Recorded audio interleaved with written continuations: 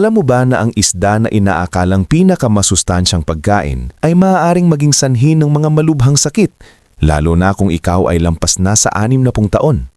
Oo, tama ang nabasa mo.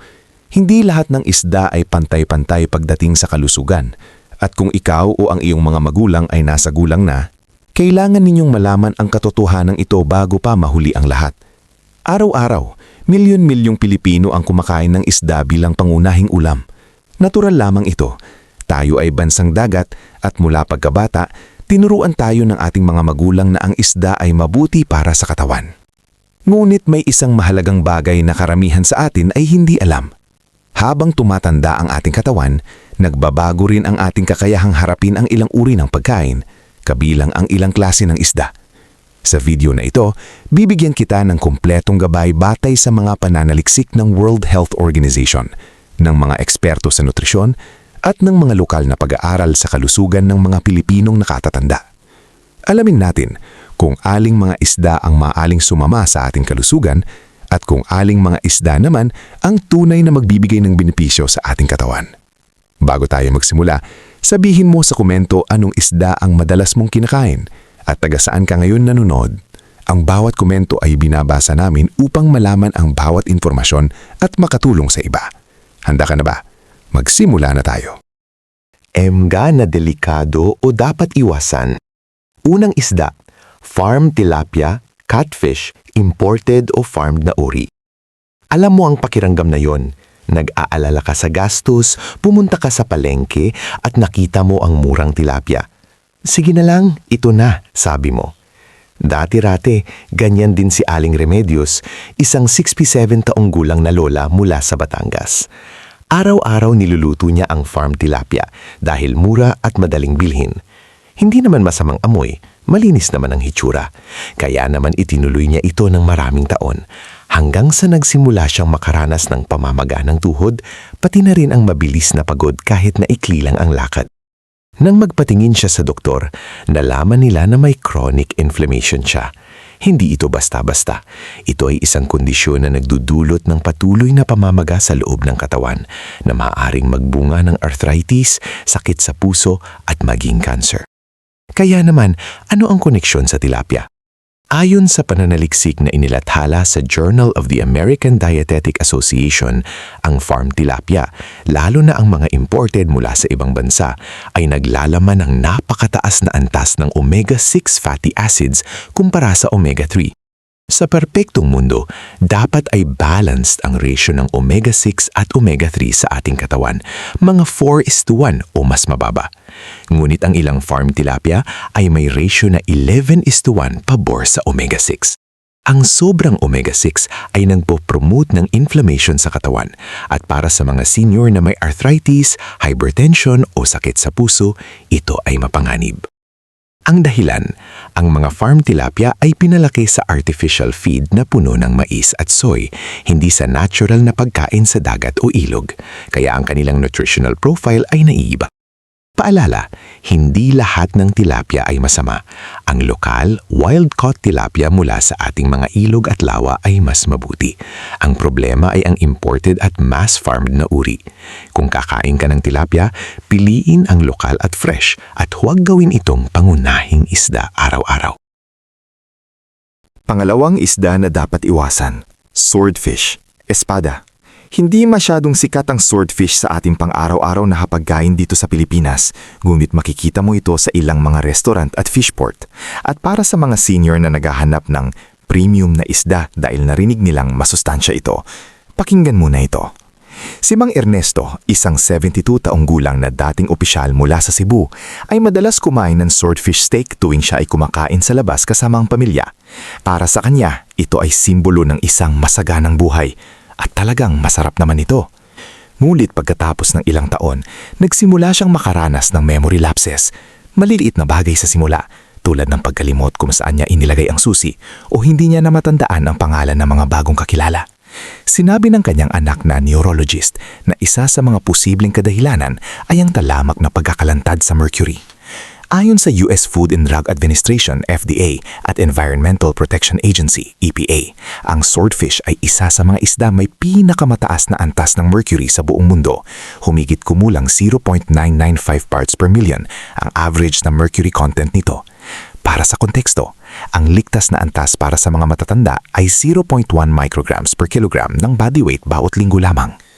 Bakit mapanganib ang mercury para sa mga senior? Dahil ang methylmercury, ang uri ng mercury na matatagpuan sa mga isda, ay pumapasok sa ating dugo at nagtatago sa utak, bato at nervous system. Para sa mas matanda, ang katawan ay mas mahina ng mag-flush out ng mga nakakalaso na sangkap. Kaya ang mercury ay nag-iipon sa katawan ng mas matagal at ang epekto ay mas mabilis na naramdaman. Ang mga sintomas ng mercury poisoning ay kinibilangan ng pagkawala ng memorya, panginginig ng kamay, pagbabago ng ugali, kahirapan sa paglakad at pinsala sa nervous system. Para sa isang senior na, baka ay nagsisimula ng makaranas ng natural na pagbaba ng cognitive function, ang dagdag na mercury ay maaaring magpalala nito ng malaki.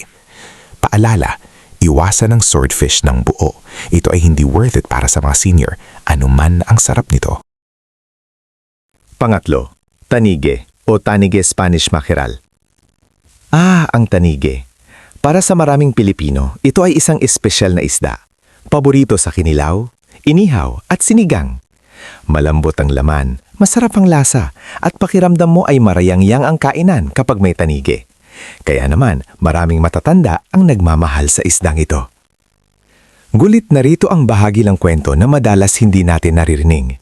Si Lola Milagros, 69 years old, mula sa Zamboanga, ay kilala sa kanilang barangay dahil sa kanyang espesyal na tanige kinilaw, luto sa suka, luya, sibuyas at siling labuyo. Tuwing may okasyon, ito ang hinihingi ng pamilya. Proud na proud si Lola Milagros. Ngunit sa edad na 65, nagsimula siyang makaranas ng magalas na pananakit ng ulo, pagka-iritable at kahirapang matulog. Sa simula, akala nila ay stress lang. Ngunit nang magkonsulta siya, natuklasan na ang kanyang creatinine levels ay mataas na, isang senyales na ang kanyang mga bato ay nahihirapan. Ang tanige ay isang large predatory fish, nangangahulugang kumakain ito ng mas maliliit na isda. Sa prosesong ito, nag-iipon ito ng mercury mula sa lahat ng isdang nakain nito, isang proseso na tinatawag na biomagnification. Ayon sa Bureau of Fisheries and Aquatic Resources, BFAR ng Pilipinas at iba pang international na pag-aaral, ang tanige ay kabilang sa mga isdang may significant mercury content na dapat nang bantayan ng mga taong may edad. Para sa mga senior na may sakit sa bato, ang mercury ay lalong mapanganib dahil ang bato ang isa sa pangunahing organ na nagfi-filter ng nakakalaso na sangkap sa katawan. Kung mahina na ang bato, mas mabilis na nagtatambak ang mercury. Paalala, kung talagang mahilig ka sa tanige, limitahan lang ito sa minsan o 2 beses sa isang buwan at huwag gawin itong pangunahing isda sa linggo. Ang kinilaw ay masarap pero ang kalusugan mo ay mas mahalaga. Pang-apat, tambakol o big eye tuna. Ang tuna ay isa sa mga pinakasikat na isda sa buong mundo at sa Pilipinas, ang tambakol o big eye tuna ay madalas makita sa ating mga hapagkainan, lalo na bilang tuna steak, sinigang na tuna o kinilaw. Masustansya ang tuna, walang duda doon. Ngunit para sa mga senior, may mahalagang pagkakaiba na kailangang malaman. Si Aling Corazon, 66 anyos mula sa General Santos City, kilala bilang Tuna Capital of the Philippines, ay laking-laki sa mundo ng tuna. Halos lahat man alam niya ay tungkol sa tuna, kung paano ito huhuliin, lutuin at ihain. Araw-araw, may tuna sa kanilang mesa. Ito ang kanilang yaman, kanilang pagmamalaki.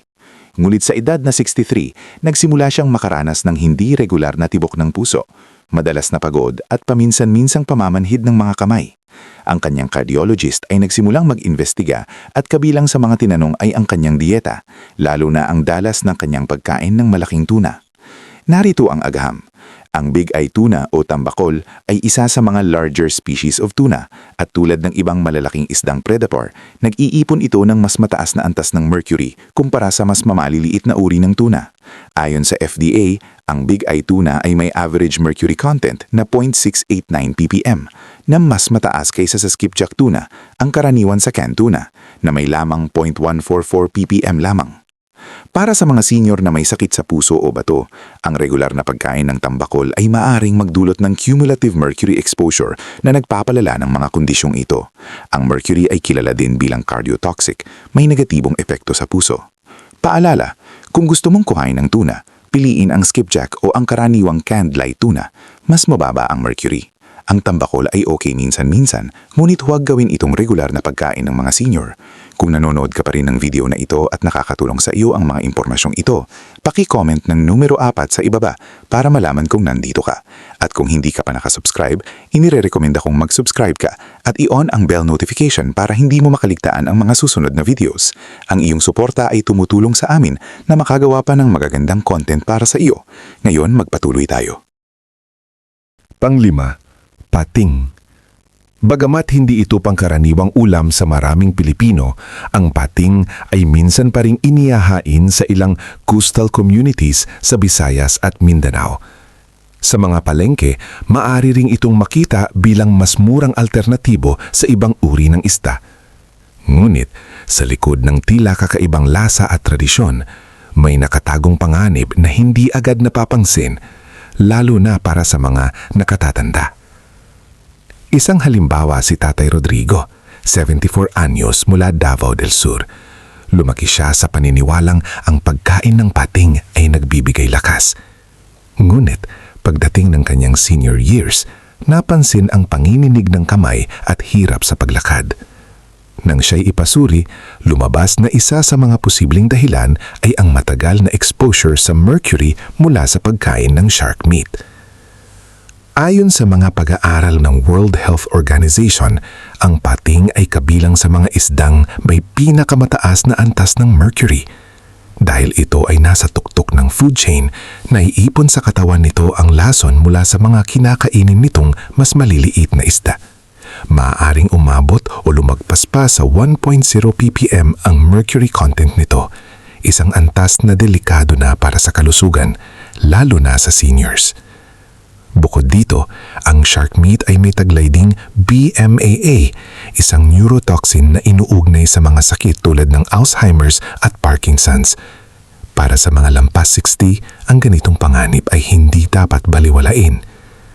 Paalala, iwasan ng pagkain ng pating. Hindi ito ligtas at hindi rin sulit isugal ang kalusugan, lalo na sa inyong edad. 5 pinakamabuting isda para sa mga senior na dapat kainin. Unang isda, bangos o milkfish. Kung may isang isda na maaring tawaging pambansang isda ng Pilipino, iyon ay walang iba kundi ang bangos. Mula Ilocos hanggang Davao, mula mayaman hanggang mahirap, ang bangos ay nasa bawat sulok ng ating buhay. At para sa mga senior, ito ay hindi lang masarap. Ito ay isa sa mga pinakamabuting pagpipilian para sa kalusugan. Naalala mo pa ba ang mga umagang puno ng amoy ng sinaing na bangos o daing na bangos sa bahay ng lola? Para kay Lola Felicidad, 78 years old mula sa Dagupan, Pangasinan, ang bangos ay literal na buhay niya. Sa loob ng 50 taon, nagparami sila ng bangos sa kanilang fish pond. Araw-karaw, bangos ang kanilang kinakain. Inihaw, pinakuluan, nilaga o pinirito.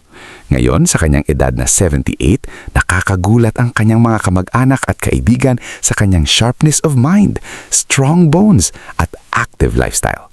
Nag-aayos pa siya ng hardin at naglalakad araw-araw. Kapag tinanong siya kung ano ang sikreto niya, ang sagot niya ay simple, bangos at panalangin. Bakit napakabuti ng bangos para sa mga senior? Una, ang bangos ay napakayaman sa omega-3 fatty acids, ang uri ng taba na nagproprotekta sa puso, nagbaba ng inflammation at sumusuporta sa kalusugan ng utak. Ayon sa isang pag-aaral na inilathala sa Asian Pacific Journal of Tropical Biomedicine, ang bangus ay naglalaman ng EPA at DHA, dalawang mahalagang uri ng omega-3 na kritikal para sa cardiovascular health at cognitive function ng mga matatanda. Pangalawa, ang bangus ay isang mahusay na pinagkukunan ng protina na kailangan ng mga senior para mapanatili ang muscle mass. Sa pagtatanda, natural na nawawala ang muscle, isang prosesong tinatawag na sarcopenia na nagdudulot ng kahinaan at mas mataas na panganib ng pagkahulog. Ang sapat na protina sa dieta ay nakakatulong laban dito.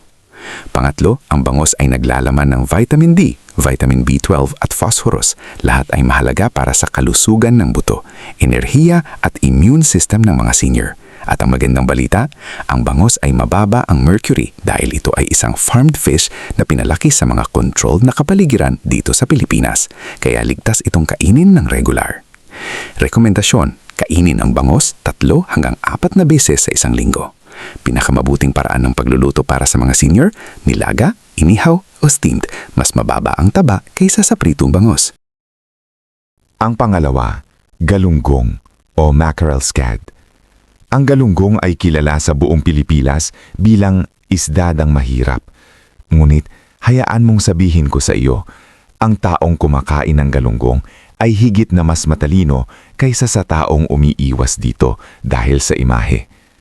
Dahil ang galunggong ay isa sa mga pinaka-nutritious na isda na makukuha mo sa Pilipinas at ang presyo nito ay hindi makakapipigil sa sinuman na maging malusog.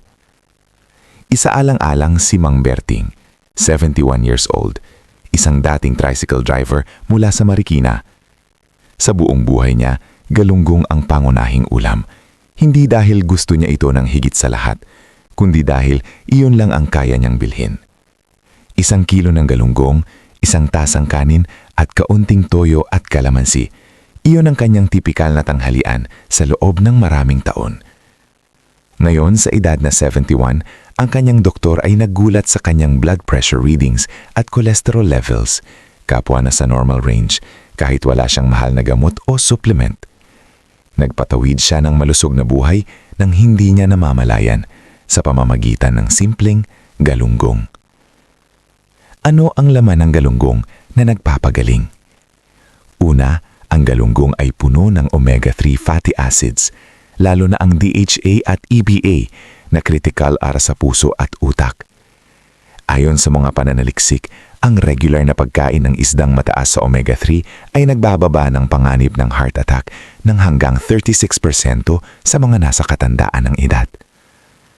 Pangalawa, ang galunggong ay mayaman sa vitamin B12, isang nutrients na karaniwang kulang sa mga senior at nakakaapekto sa memorya, mood at enerhiya. Ang kakulangan ng B12 ay maaring magdulot ng pagkalito, depression at kahit nerve damage. Kaya mahalaga ang regular na pagkain ng isdang tulad ng galunggong. Pangatlo, ang galunggong ay mababa sa mercury dahil ito ay isang maliit na isda na mabilis lumaki, kaya hindi ito nag-ipon ng maraming mercury sa katawan nito. Ligtas itong kainin ng madalas. Rekomendasyon, kainin ang galunggong 2 hanggang 3 beses sa isang linggo. Huwag mahiyang bumili ng galunggong. Ito ay isa sa pinakamahalagang isdang maaari mong kainin. Pangatlo, dilis o anchovies. Maliit man ang dilis, malaki ang ginagawa nito para sa iyong kalusugan, lalo para sa mga senior na nag-aalala tungkol sa kanilang mga buto, puso at utak. Naalala ni Lola Asuncion, 80 anyos mula sa Iloilo, ang mga araw na ang dilis ay palaging nasa mesa. Ginagawang ginataan, sinangag, kasama ang itlog o simpleng binabad sa sukang Ilonggo. Habang lumalaki siya, ito ang kanyang snack, ang kanyang ulam, ang kanyang comfort food. Ngayon, sa edad na 80, ang kanyang doktor ay nahanga sa kanyang bone density scan. Malakas pa ang kanyang mga buto kaysa sa inaasahan ng kanyang edad. Hindi siya umiinom ng mahal na calcium supplements. Ang sagot, ang mga taon ang pagkain ng dilis. Bakit napakahusay ng dilis para sa mga senior? Una, ang dilis ay isa sa mga pinakamataas na pinabukunan ng calcium sa mundo ng isda. Dahil kinakain mo ang buong katawan ng dilis kasama ang mga buto, diretso kang nakakakuha ng calcium na natural at bioavailable. Ito ay kritikal para sa mga senior, lalo na sa mga babae pagkatapos ng menopause na nag-aalala sa osteoporosis at bone fractures. Pangalawa, ang dilis ay may mataas na omega-3 fatty acids at vitamin D, 2 sa pinakamahalagang nutrients para sa puso at immune system ng mga matatanda. Ayon sa Philippine Food Composition Tables ng Food and Nutrition Research Institute, FNRI, ang dilis ay kabilang sa mga isdang may pinakamataas na nutritional density para sa kanyang laki at presyo. Pangatlo, at ito ang isa sa mga pinakamahalagang dahilan, ang dilis ay napakababa sa mercury. Dahil napakaliit nito at napakaikli ng buhay nito, walang pagkakataon ng mercury na mag-accumulate sa katawan nito. Ito ay isa sa mga pinakaligtas na isdang kakainin kahit araw-araw. Rekomendasyon, isama ang dilis sa iyong dieta ilang beses sa isang linggo. Maaari itong kainin bilang ulam, snack o sangkap sa iba pang lutuin. Pang-apat, sardinas, tuyo, lawlaw, sardines. Ang sardinas, maging ito man ay sariwa, delata o tuyo, ay isa sa mga pinaka-accessible at pinaka-nutritious na pagkain para sa mga Pilipino. At para sa mga senior, ito ay isang tunay na superfood na nakabalot sa simting anyo. Si Lola Amado, 76 anyos, ay isang retired public school teacher mula sa Quezon Province. Sa kanyang panahon ng pagtuturo, ang kanyang tanghalian ay madalas na sardinas de lata kasama ang mainit na kanin at kamatis. Simple, mura at mabilis. Hindi niya ito itinuturing na espesyal. Ito lang ang kaya niya sa oras ng tanghalian.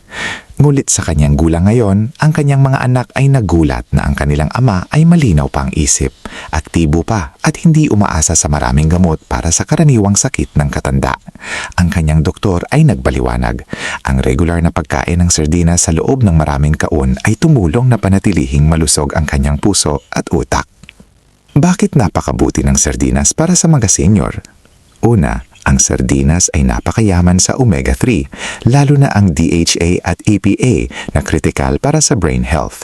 Ayon sa Alzheimer's Association, ang regular na pagkain ng mga isdang mataas sa omega-3 ay iniuugnay sa mas mababang panganib ng cognitive decline at dementia sa mga matatanda.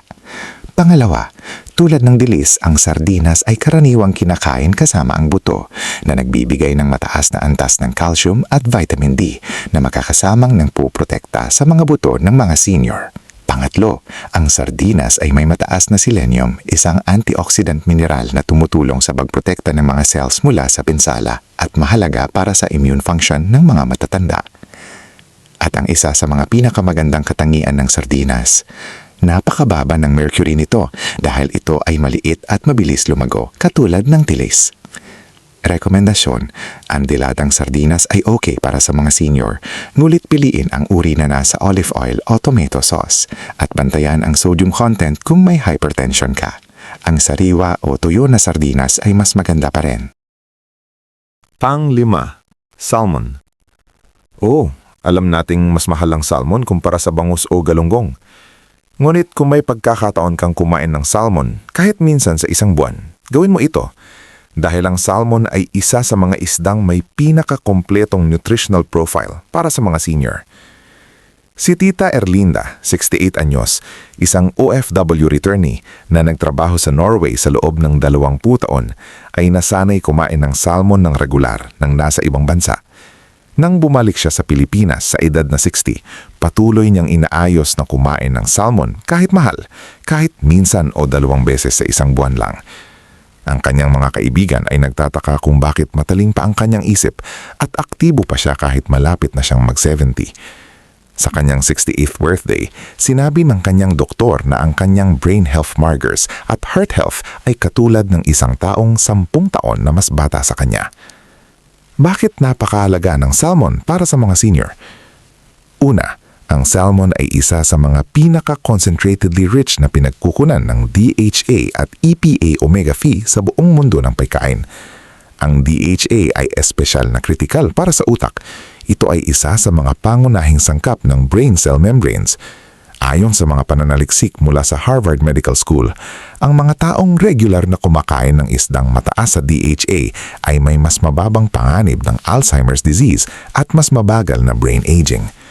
Pangalawa, ang salmon ay mayaman sa astaxanthin, isang powerful antioxidant na nagbibigay sa salmon ng kulay pula nito. Ang astaxanthin ay iniuugnay sa mga pag-aral sa mas mababang inflammation, proteksyon ng mata at mas matagal na healthy aging. Pangatlo, ang salmon, lalo na ang wild caught, ay may napakababang antas ng mercury kumpara sa ibang malalaking isda, kaya ligtas itong kainin ng regular. Rekomendasyon, kung kaya, kumain ng salmon 1 beses sa isang linggo. Ang pinakamabuting paraan, inihaw, steamed o baked, hindi pinirito para mapanatili ang mga healthy fats. Ngayon, habang nasa isip mo pa ang lahat ng ito, nais kong sabihin sa iyo ng isang bagay mula sa puso. Ang pagkain ng tamang pagkain ay hindi tungkol sa pagiging perpekto. Hindi mo kailangang burahin ang lahat ng paboritong isda mo sa iyong buhay. Ang kinilaw na tanige sa espesyal na okasyon? Okay. Ang tambakol sa isang natatanging selebrasyon? Baka naman. Ngunit ang pang-araw-araw na pagpipilian, iyon ang nagtatakda kung paano mo mararanasan ang susunod na 10-20 taon ng iyong buhay. Ang ating mga lolo at lola na nagtanda ng malusog, matalino at masaya, karamihan sa kanila ay hindi kumain ng mahal o eksklusibong pagkain. Kumain sila ng simpleng bangus, galunggong, dilis at sardinas, mga pagkain sagana sa ating lupain, mura at puno ng nutrients na kailangan ng katawang tumatanda. Ang katawan mo ay hindi bumibigo sa iyo, ikaw lang. Kailangan mong bigyan ito ng tamang pagkain para patuloy itong lumaban para sa iyo. Sa bawat plato, may pagpipilian kang gagawin. At ang maliit na pagpipilian iyon, paulit-ulit sa bawat araw, ay nagdudulot ng malaking pagbabago sa iyong kalusugan, hindi bukas, ngunit sa loob ng mga buwan at taon. Kaya sa susunod na pumunta ka sa palengke, tandaan ang 5 isdang dapat iwasan at tandaan ang 5 isdang magpoprotekta sa iyo. Sabihin mo sa iyong mga anak, sa iyong mga apo, sa iyong mga kaibigan, dahil ang kaalamang ito ay hindi para sa iyo lang. Ito ay para sa bawat Pilipinong pamilya na nagmamahal sa isa't isa. Mahalin mo ang iyong katawan, piliin ang tamang isda, at mabuhay ng malusog, masaya at matagal. Kung nagustuhan mo ang videong ito at nakatulong ito sa iyo, mangyaring i-like, mag-subscribe at i-share. Ang inyong suporta ay tumutulong sa amin na patuloy na gumawa ng magagandang content upang kayo ay mabigyan ng kaalaman at inspirasyon. Salamat sa panonood at inaasahan naming makita kayo sa susunod na video.